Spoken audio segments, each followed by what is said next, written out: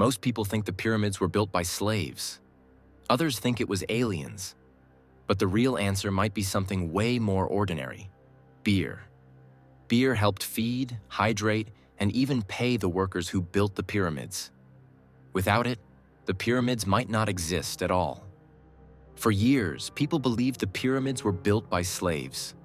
It's a simple story, but the evidence says otherwise. Archaeologists have uncovered the graves of pyramid workers, buried just meters from the structures they helped build.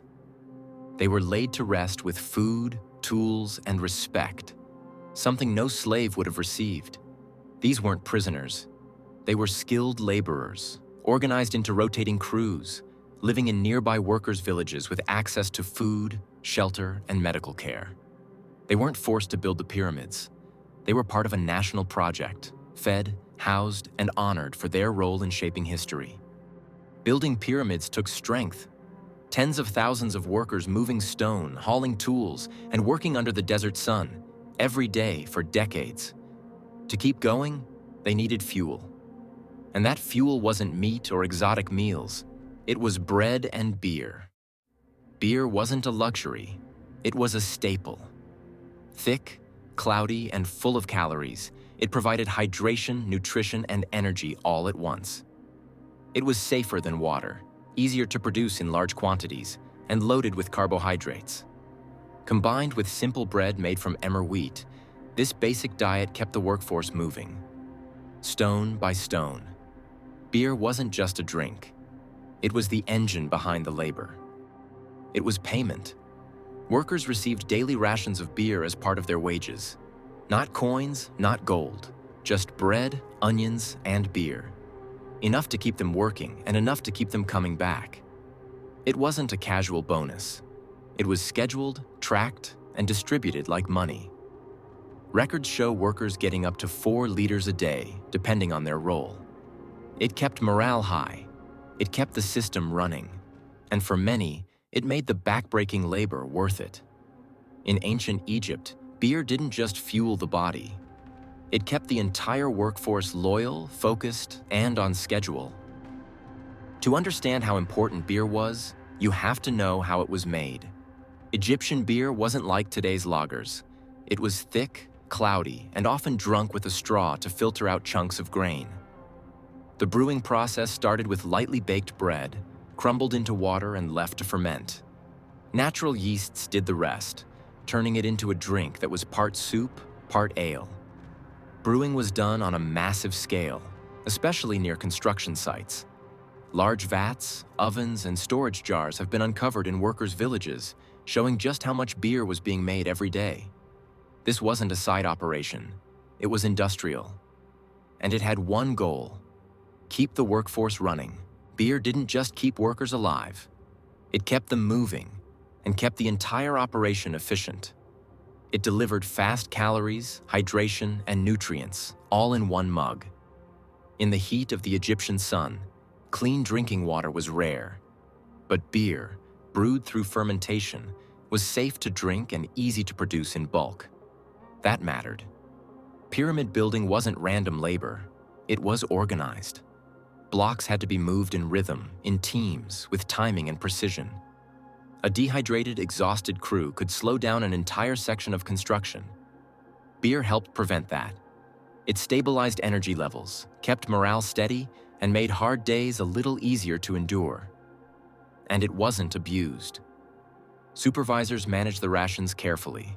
Enough to fuel, not to dull. This wasn't about getting drunk. It was about staying functional. In a way, beer did for the ancient Egyptians what coffee does for the modern world. It kept workers going. In ancient Egypt, beer wasn't just a tool of survival. It was a thread woven through their entire culture. It played a role in daily life, in religious ceremonies, and even in death.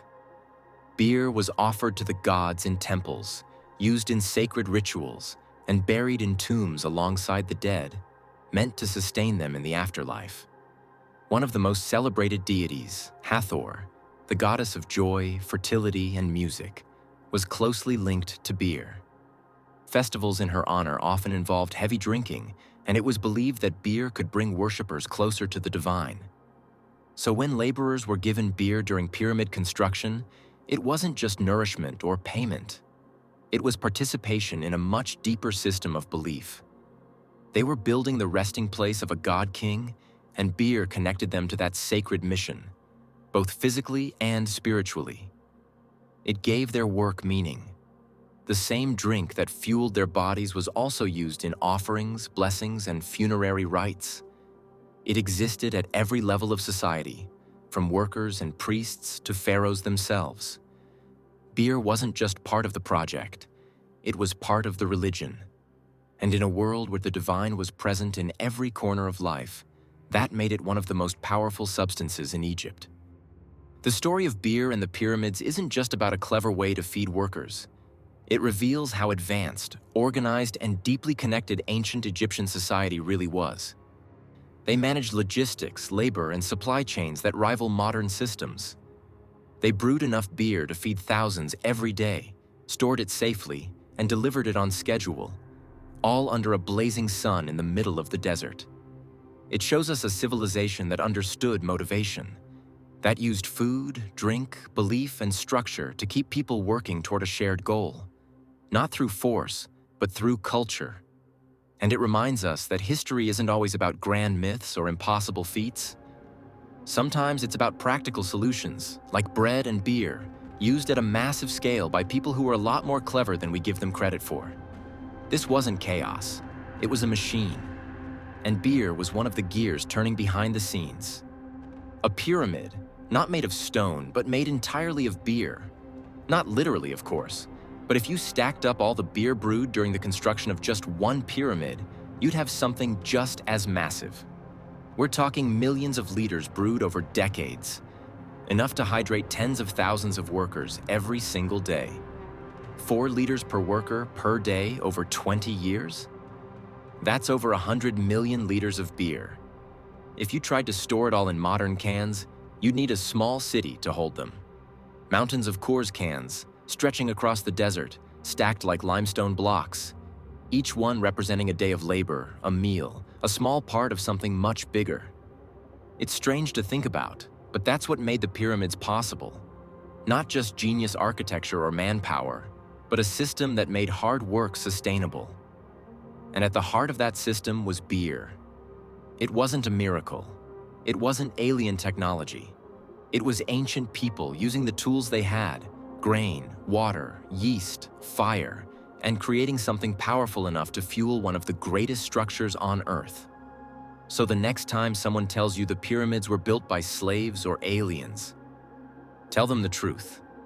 They were built by workers, paid in beer, driven by belief, and supported by one of the most organized societies in the ancient world. And maybe, just maybe, that's even more impressive.